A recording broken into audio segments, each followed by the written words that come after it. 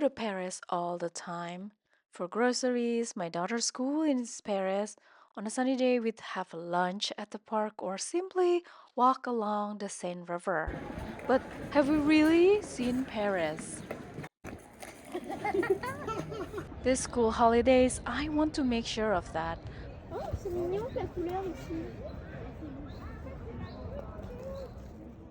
Fun fact, we live 5 minutes away from Paris, but never do we think of Paris as a destination.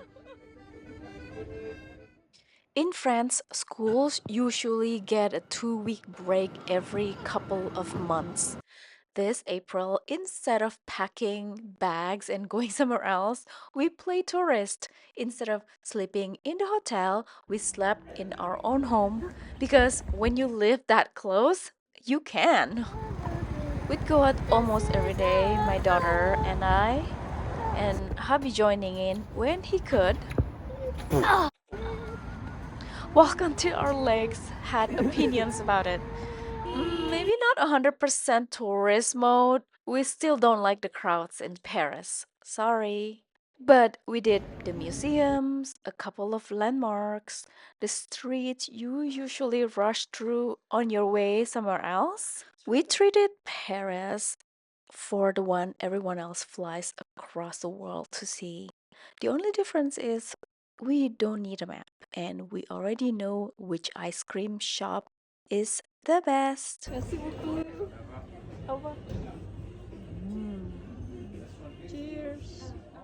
First stop, Picasso Museum. It was a cloudy day. We brought our umbrellas. Perfect weather to stay indoors, I would say. We came in at lunchtime thinking we could avoid the crowds. There were still a lot of people, but manageable. We could actually see the paintings instead of people's backs.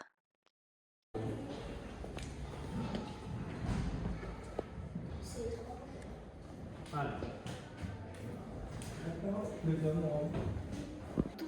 Ça a été réalisé in situ sur site, in situ, par l'artiste et par quelqu'un d'autre qui l'a aidé. My favorite, two women running on the beach. There is something compelling about these strong, beautiful women, the shape, the drawing, the technique, the color, the light. Trust me, no picture on the internet does them justice. And this is my second favorite figure by the sea. My daughter stopped the longest at the Dora Maar series. The way that they are presented is also inviting. The room is somber, maybe lack of daylight, only the paintings have lights on them, and in the middle of the room there's a bench. The slanted ceiling with a thick wood beam cutting across the room. You feel like you're somewhere ancient looking at something timeless. Not too far from the Ramar, you also have an image of Marie-Thérèse Walters, who apparently also the wife of Picasso of the same epoch. Diary keepers, we each have our own favorite of the Ramar. Can you guess who chose what? Then there's the Obad, or more poetically, it's titled The Dawn Serenade. A figure lying on a striped bed, someone seated beside them holding a mandolin. Apparently, the original title, The Obad, is actually a song or a poem about lovers parting at dawn. One funny moment, a painting reminded my daughter of something she studied at school, but she forgot who was the artist. So hubby took out his phone and let her describe it to Claude to find the answer. Dairy keepers, by the end of the visit, we stopped paying attention at all to the art and started watching people. There was this cute young couple with matching pants, shoes, and socks. The cutest couple we saw all day. We stayed around 2 hours here. By then it was 2:30 p.m. and our stomach were screaming. Because we're starving.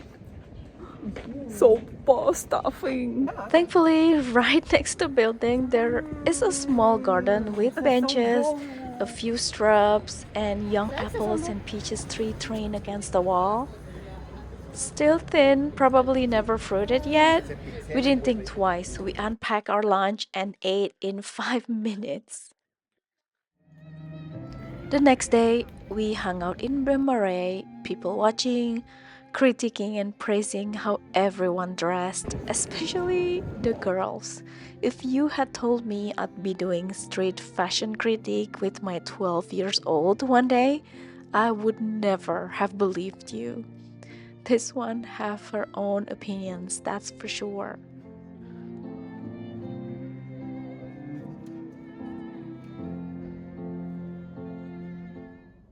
There were also lazy days where we stay at home, neighborhood park with friends in the afternoon then, frisbee,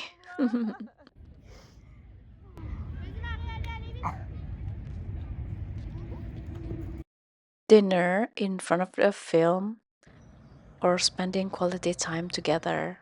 On the fifth day of the school vacation, we got off from home at 9:25 to be able to visit Notre Dame at 10 a.m. Notre Dame de Paris is amazing. The sculptures, the arts, and I used the occasion to talk about the Bible and Jesus. She was very interested in the story and asked a lot of questions. At the end of the visit, my daughter wanted to light a candle. I explained to her that in order to do that, you need to purchase it first. She took out her wallet and put a 2 euros coin in. This is in fact the first time she ever spent her own money. She did it, and we got into the last chapel and we prayed. I was curious and asked her, "Why did you want to purchase a candle?" She replied, "To give thanks." We walked to the corner of the river at Ile Saint Louis for our picnic lunch, pasta salad with boiled eggs. Stayed in for a bit. She wrote and I drew. We walked around the island and then Amarino ice cream for dessert. We visited the candy store just across from the ice cream parlor. She asked me, "Which one is your favorite of all, Mama?" I told her, "The Queen's fruit jelly." She leaned in and whispered, "I'll buy one for you for your birthday." I look at her and say, "Okay." And that was a perfect day. I may not have told you everything, but I feel like this is the perfect time to stop. Looking back, this was more than just playing tourist. It was about slowing down, counting blessings, holding onto something beautiful that I've had all along. I'm so grateful. Diary keepers, I hope that you enjoy these snippets of my personal life. Maybe you can relate. Maybe you also have your own story to share. Take care. I'll see you next time. Bye bye.